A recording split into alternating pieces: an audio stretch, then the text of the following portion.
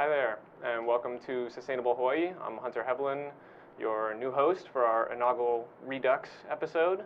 And I'm here joined by Rafael Bergstrom from the Surfrider Foundation's Oahu chapter, where he is the coordinator. So welcome, Raf. Thanks a lot, Hunter. Tell us a little bit about yourself. Well, my name's Rafael, as you already said. I am the coordinator for the Oahu chapter of Surfrider. Surfrider is a national organization, actually international organization now, that has a broad mission of protecting our beaches, oceans, waves, but to get down more nitty-gritty of that, I mean, that's protecting our coastal ecosystems, providing beach access to the public or maintaining beach access to the public, dealing with issues of water quality, and then public engagement. So my job as the coordinator is an outreach specialist, trying to communicate all of our events to the public, organizing volunteers, and doing presentations in schools. So Surfrider's been around for a number of years. How did you get involved? I got involved so last year I was doing my master's at UH in Natural Resources and Environmental Management, and started working on a project involving stormwater runoff, green roofs, just green infrastructure in general, and met Stuart Coleman, who is the Hawaii director of Surfrider, the coordinator. He organizes all the Hawaii chapters for Surfrider, so he's a regional director. And he got involved in some of the planning we were doing at a legislative level with that, and started volunteering for them, and one thing led to another, and they decided they needed somebody on the ground as a actual staff for the organization. So through the connections I had from those initial interactions, I got a job with Surfrider. Nice. And so that speaks directly to today's episode, Stormwater and Surfriders, Connecting Mauka and Makai. So that speaks to a bit of your background, doing research surrounding stormwater in part, and what are some of the issues surrounding stormwater, and how does that relate to, say, water quality or Surfrider's mission? So stormwater is one of our biggest pollutants to oceans. Actually, oceans, lakes, rivers, estuaries, pretty much any water body that you can think of. 70 to 80% of the pollution that goes into them is from stormwater runoff. But stormwater is a bit abstract to a lot of people. It's what we call a non-point source pollution. So it's very hard to trace the origin specifically to that pollution. But what's actually happening within all of our watersheds is that as we have rainfall events, that water hits hard surface, what we call impervious surface. So that can be rooftops, asphalt, driveways, just buildings in general, parking lots, and as the water hits that, it picks up all the pollutants that are on it. So that could be gas, pesticides, dog feces, any other things, just trash in general that they get blown out into streets. And as that rainfall goes through our watersheds, it accumulates, goes into our storm drains. At least here in Hawaii, our storm drains empty directly out into the ocean, or we all know about the LOI here on Oahu, and we can just take a look at that, and that gives you a pretty good indicator of what stormwater runoff is and the pollutants. And so there's a distinct need, it sounds like from what you're talking about, to address water quality issues. And just as a matter of scale, when we're talking about rainfall, in every inch of rain that we experience over, say, 1,000 square feet, that accumulates to 623 gallons of water, which is a fair amount of water. If we were to scale that up to an acre, we're talking about 27,000 gallons of water, and if we're looking in Honolulu overall, in our primary urban center running roughly from, say, Pearl City to Kahala, in those 66,000 acres, we're looking at almost 2 billion gallons of water per inch of rainfall. So with the amount of impervious surfaces that we have, like roadways and all the others that you listed, that's a significant amount of runoff potential that you guys are working to address in various ways. Yeah, absolutely. And I mean, one of the things that we're concerned with is exactly what you're talking about, that first inch of rainfall. We call it the first flush. And so when that comes down, that's after a lot of pollutants have already accumulated on these hard spaces. So that first inch is one of the most toxic of the events. So it's best if we can figure out ways to try and get that first inch back into the ground and filtered through soils, plants, whatever it is that we can possibly do, rather than having it go into our storm drains and out to sea. So the storm drain systems effectively are acting as a mechanism by which all of this sort of non-point source pollutants are accumulated and then channelized and sent out into either our water treatment systems or out into our waterways. And so the approach that you guys are taking, it sounds like, is working sort of upstream, closest to the source, and trying to do various things to address that. So what are some of the technologies or the approaches that you're looking at?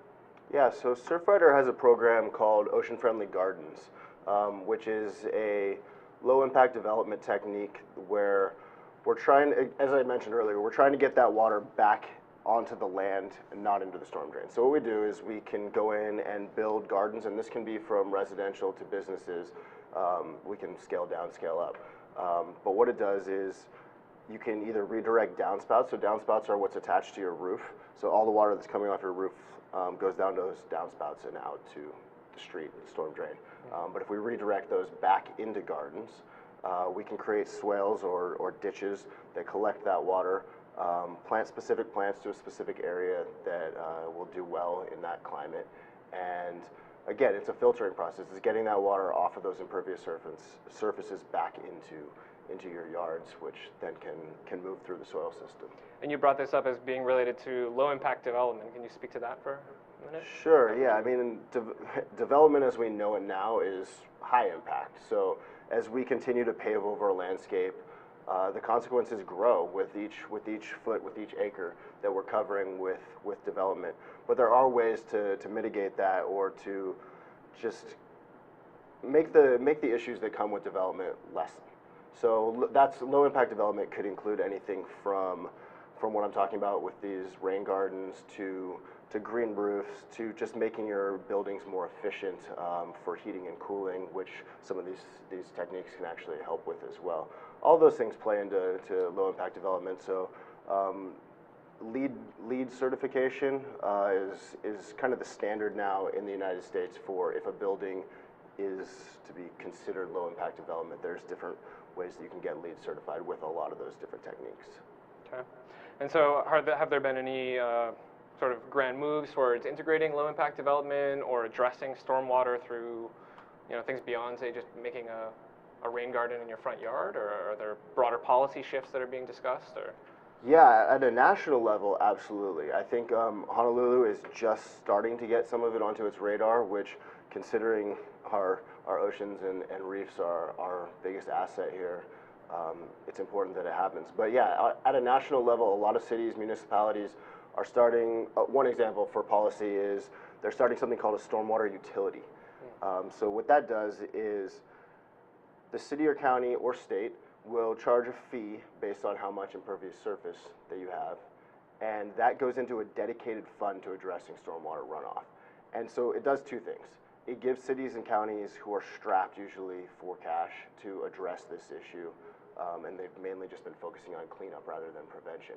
It gives them funding to continue their cleanup efforts on a higher level, but then it also incentivizes the homeowners or the business owners to incorporate low impact development so that they do have essentially neutrality of stormwater on their properties, where there's nothing going off their property into the storm drains, into the oceans. So that sounds like it's speaking towards kind of a lot of discussion has happened around the state surrounding sort of net zero energy, as we're looking at mechanisms by which we can step up our energy profile to be producing more of our local energy needs. And that also sort of parlays to some degree into the concept of, say, net zero water. So how would, say, low impact development tie into a net zero water system? Well, I mean, again, it's like these different techniques are addressing stormwater or water leaving our properties, but it's also addressing water use. So if we're recollecting water, reusing water within the systems, that's low impact development as well. So doing water catchment systems, for instance, you can use that as for irrigation purposes. So we're not drawing water out of the ground as much anymore, or taking it from our streams and rivers.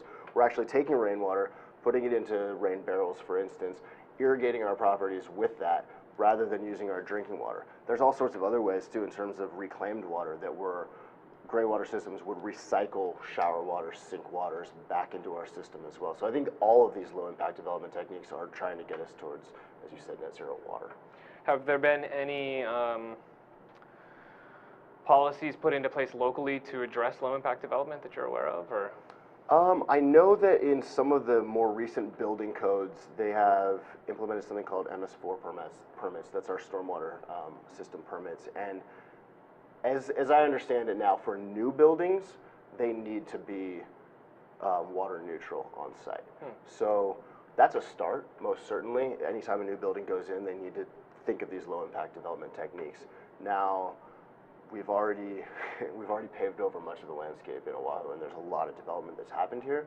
So that might start to get it on the minds of the public, but we also need to go back and do more retrofits as well. So I know that some detractors of policies like that have termed it at times a rain tax. What's your response to that? Well, there's always the critics, right? They like to come up with clever ways to put down a fee or a tax. I mean, look, we're not taxing the rain. The fact of the matter is we all use these systems. We all use our ecosystems for our benefit. And stormwater is something that we may not have noticed as much in the past as a pollution because there weren't as many people, there weren't as many buildings, but as we expand, it's becoming a very, very serious problem.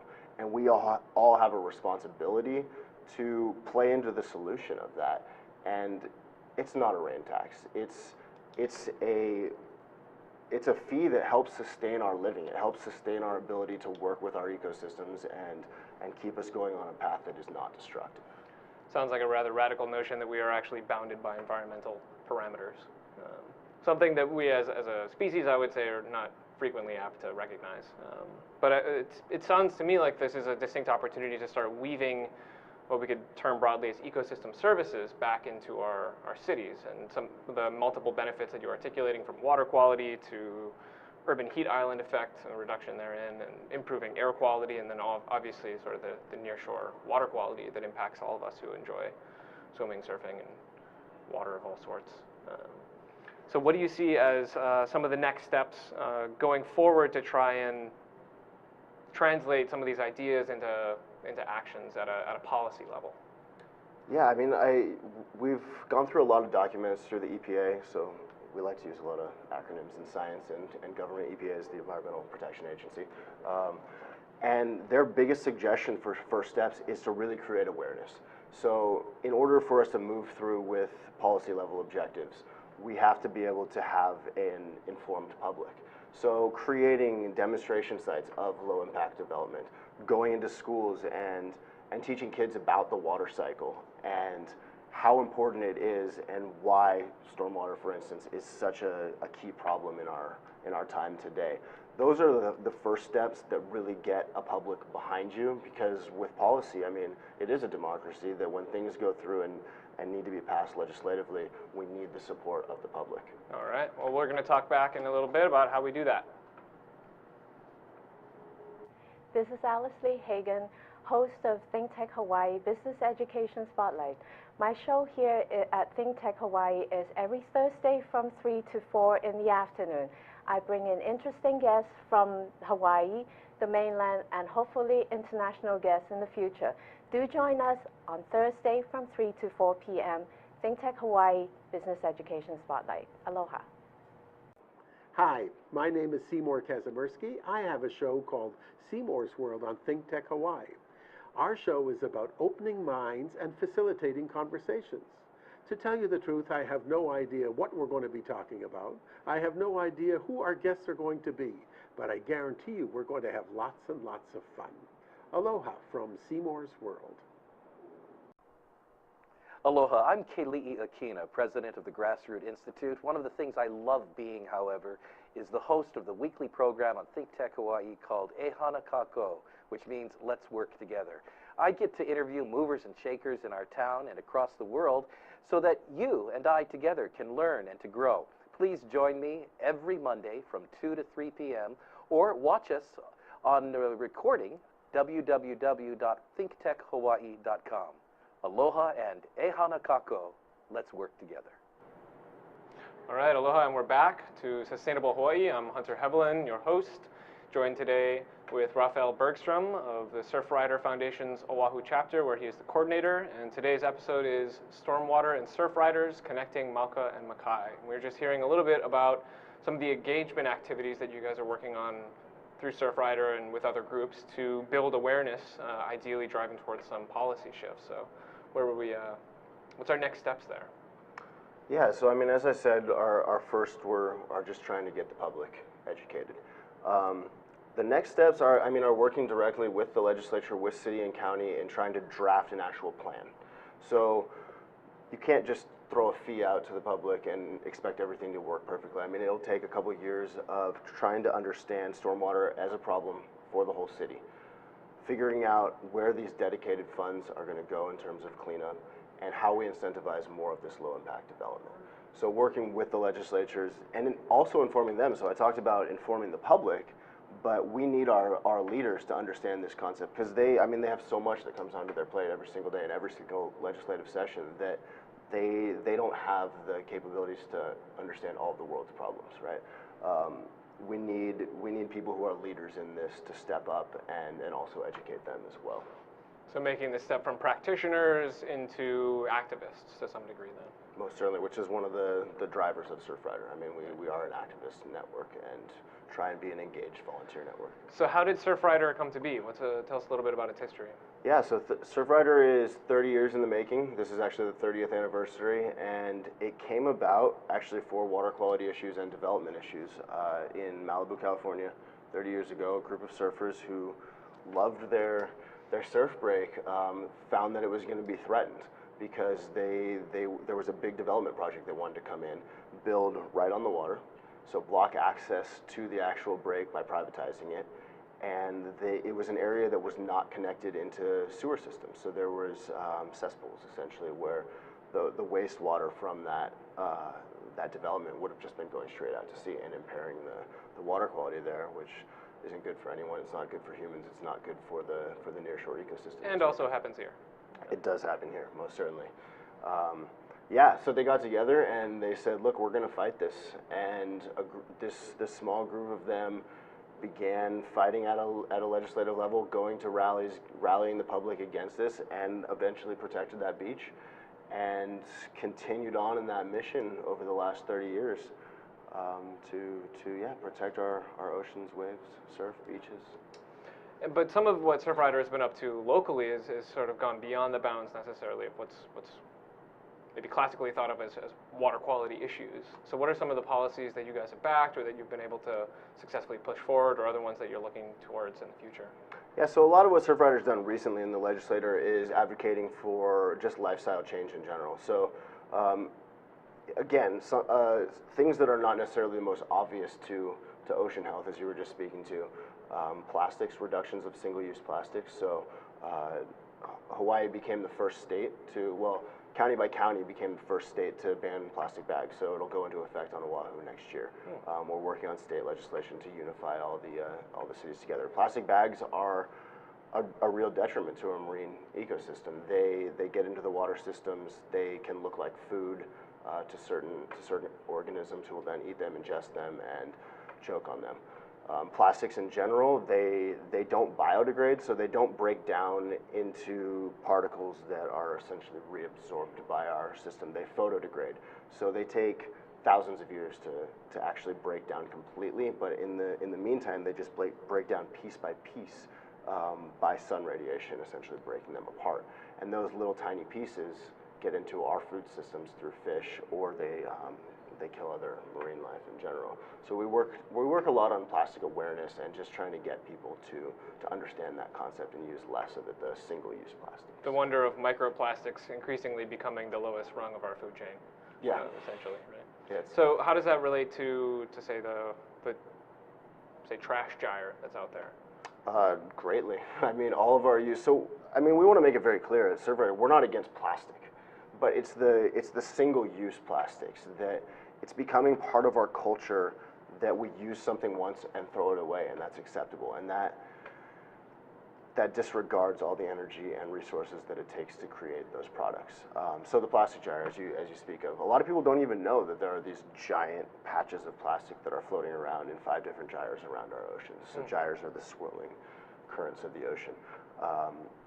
And it's not like it's one clump. It's aggregated together. They say it's about the size of Texas, just in the Pacific gyre. Like I said, it's not Texas, isn't floating around in a plastic patch. But all of the trash that we use, a lot of the plastics that we use doesn't end up getting recycled. It gets back into our systems, whether that's through winds or whatever that blows it into the ocean, and then it goes through that photodegrading process. And as it breaks down, it creates these plastic patches that, again, seabirds, monk seals here, and our fish ingest that. And it may not kill every fish, but as I said, it gets back into our food systems because we're eating the fish. But it also does kill certain animals. Like there's devastating evidence right now in the Northwest Hawaiian Islands of the albatross population. Chris Jordan's making a documentary about it where if you walk around the island, you see birds that are just skeletons with their guts that are just full of different types of plastic.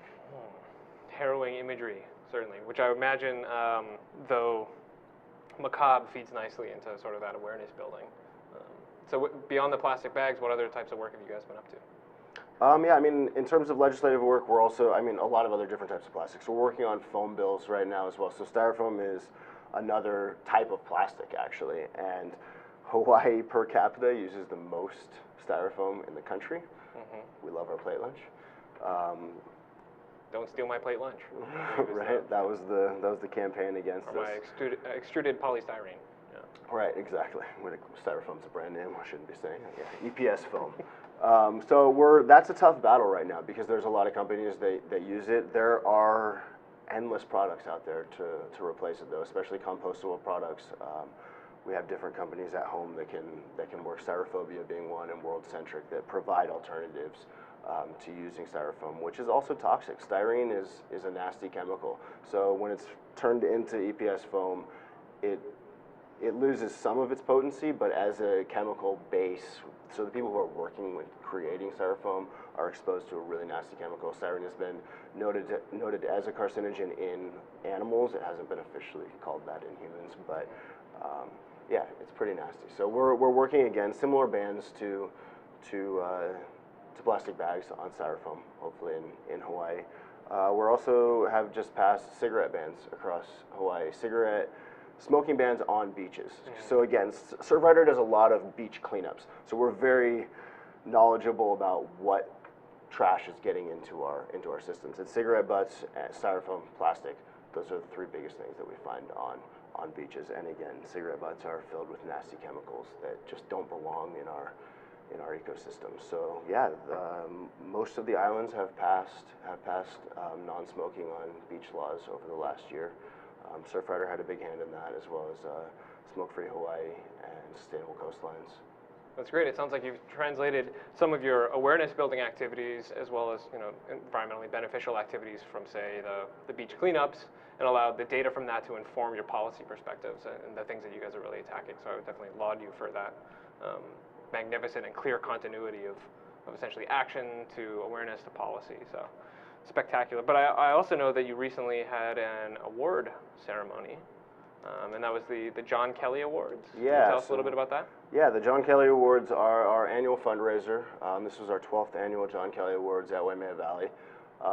The awards are named after John Kelly, who was the founder of Save Our Surf, which was an activist group in the 60s, 70s, doing very similar things to what we're doing as Surfrider now. Protecting surf breaks, protecting against irresponsible development. And so he was just an amazing human. If you go and research John Kelly, just read some of his words and how he engaged the public, and yeah, incredible man. So anyway, we named our award ceremony after him. We give out 3 awards at the fundraiser, one to a Lifetime Achievement Award winner, one to a professional surfer who's doing good environmental work, and then to a local environmental company as well. So that just happened this past weekend, and yeah, it was a great event, and it spreads awareness and gains us support for Surfrider into the future as well. And so who made those? Who made the cuts? Yeah, so our Lifetime Achievement was Lucky Cole, who works a lot on the North Shore. He works with the North Shore Community Land Trust. There was just a big conservation victory on North Shore, Turtle Bay. Some of their expansion efforts were stopped, and the land was actually repurchased by the state for conservation easements at Cavella Bay. So he's helped with all sorts of different protections on the North Shore. The surfer was John Rose. He started a nonprofit called Waves for Water, and what they do is they take inexpensive but efficient water filtration systems into countries and places that are in need of clean, fresh drinking water and don't have access to it. And it's also been a disaster relief organization as well. So they've been in Haiti, they've been in Chile, and they've been in Japan after the recent earthquakes and tsunamis with their water filters. And our local company was Revolusun. They are a local solar company, so by nature they're already doing a lot of good work to try and push us towards more renewable energies away from fossil fuels. But they're also just a big supporter of what Surfrider does. So each year we have a beach cleanup at Sandy's that they sponsor. They bring all sorts of cool gifts for the public. Also send out awareness messages through their network as well. So we were really stoked to have all three of them there as our winners. That sounds great. Fine work in land, water, and power. And we're going to take to another commercial and join us back in a second. Hi, my name is Sachiko Slomov. I'm the floor manager of ThinkTech Hawaii here. You can join us on the air every weekday from 1 to 5 or off the air at thinktechhawaii.com. We stream all of our videos and all of our amazing shows at thinktechhawaii.com or on our Ustream channel. You can also check us out on Twitter at ThinkTechHI or Instagram at ThinkTechHI also. I'll be listening and I hope to see you there. Thanks. Hi, I'm Jay Fidel, CEO of ThinkTech. On Thursday, December 11th, we're having our annual reunion party. We call it ThinkTech United. It's at the Laniakea YWCA. It's for our speakers and hosts and moderators and friends. Please come down. Everybody is invited to be united. We'll see you there. Check our website for details. Aloha. All right, aloha, and we're back to Sustainable Hawaii. I'm Hunter Heaivilin, your host, here with Rafael Bergstrom of the Surfrider Foundation's Oahu chapter, where he is the coordinator, and we're talking today about stormwater and Surfriders connecting Mauka and Makai. And just wrapped up hearing a bit about the John Kelly Award ceremony and the great works where you're lauding people for their actions surrounding, say, land, water, and energy or power. But I'm also aware that you guys received an award at your own award festivities, no less.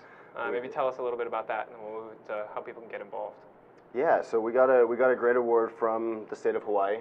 Representative Chris Lee was there at the awards and presented us with a plaque, essentially from the state saying thank you for your efforts in your environmental and conservation causes, and just outlined a bunch of different efforts that we've helped and worked with the state at.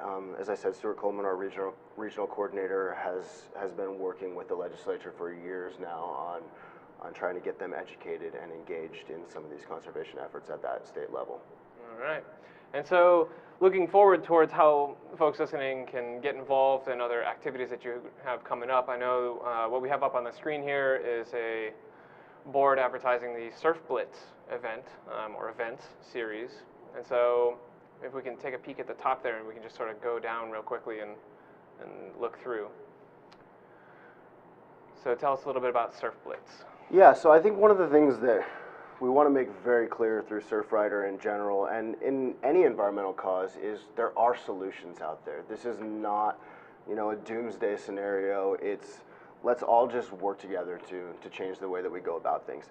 So Surf Blitz is one of the manifestations of that, and it's an awesome partnership actually between one of the groups that you work with at PermaBlitz Hawaii and Matt Lynch as well. Having met you guys, it just seemed like this awesome marriage between, I explained a little bit about Ocean Friendly Gardens before. So I'll key in on the PermaBlitz. So the PermaBlitz Hawaii network is a reciprocal gardening network working to restore Hawaii's food security one backyard at a time.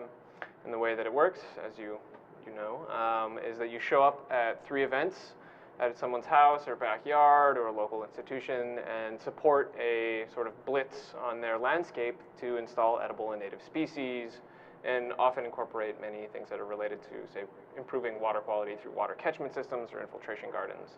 So we found it to be a very effective, essentially a Ponzi engagement scheme, because the more people that are served by the network, that increases more people that need to be served. So we found a very fruitful partnership with you guys, and are very fortunate to have that rolling. So what else do we have coming up with Surf Blitz?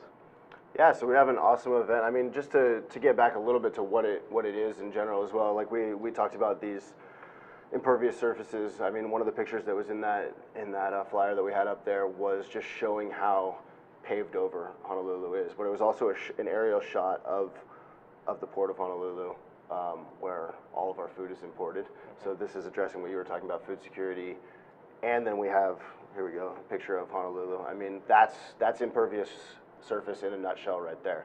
Our watersheds oftentimes look like that, especially on this side of the island. So yeah, we have events coming up that are trying to address this problem with you guys. A big one coming up at UH this Saturday.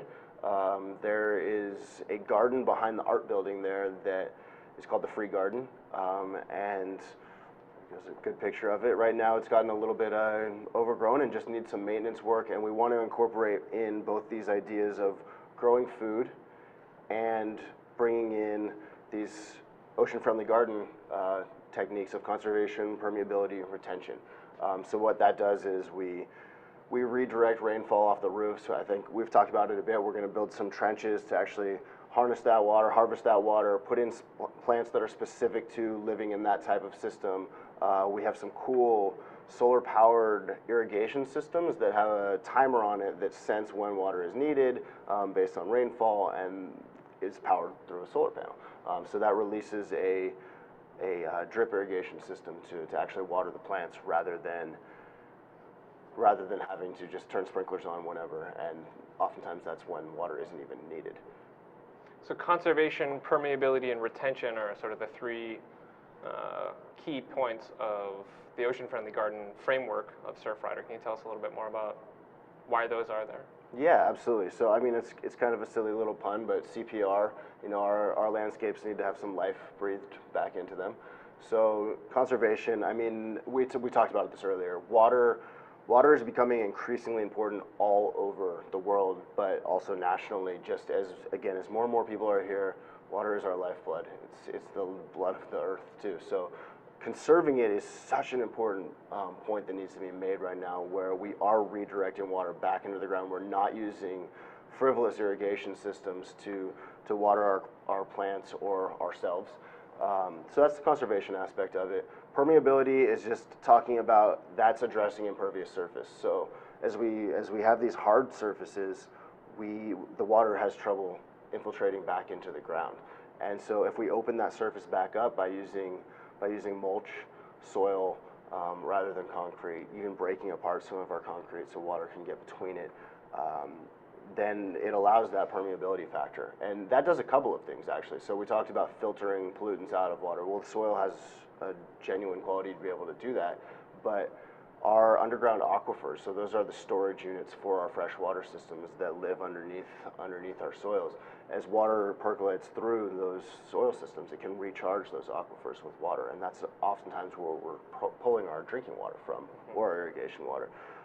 So then retention, the final piece of that CPR puzzle is, I mean, it's also part of that permeability, where having plants, having soils that are open pores to hold the water and not run off. So stormwater runoff, that's what we're getting at. Rather than it running off, it's moving back through the water column. We have plants that can soak them up and hold them and use them. Yeah, I mean, that's CPR in a nutshell there. And so that starts working towards addressing stormwater quality issues by acting essentially as a network of essentially buffer systems throughout the city, whether that's in a rain garden or an infiltration basin, or even just something set under your drip line that afford a mechanism to reduce the overland flow that's picking up all of this non-point source pollution and then concentrating it and shooting it out into our nearshore waters. Yeah, absolutely.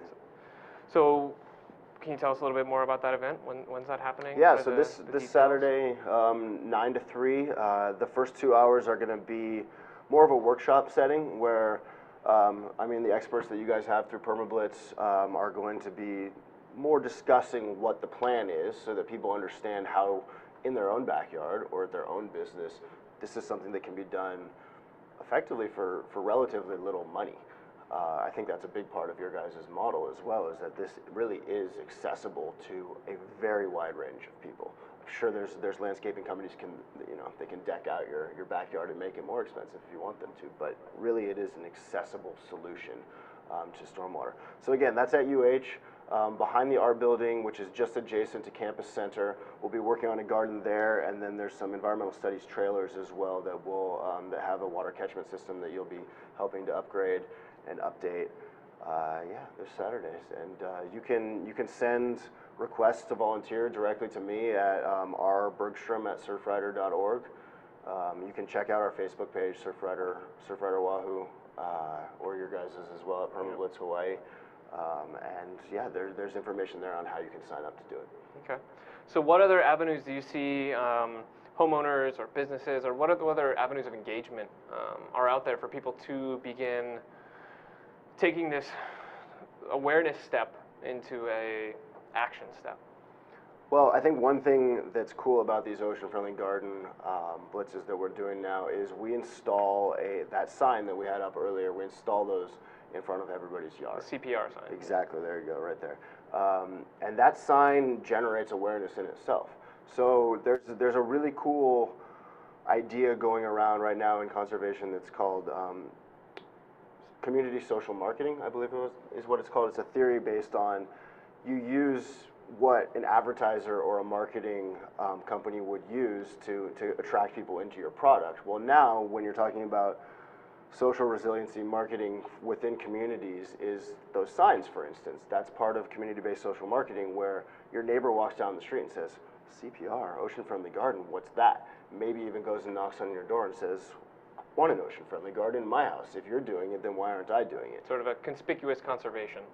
Absolutely, yeah. And so it's spreading the word through a cool image. You make it, you brand it, you make it cool. You make conservation cool, and it attracts more and more people to it, because really it should be cool. Like we talked about at the beginning, we use our land for so much of our needs that protecting it should be something that everybody's stoked on.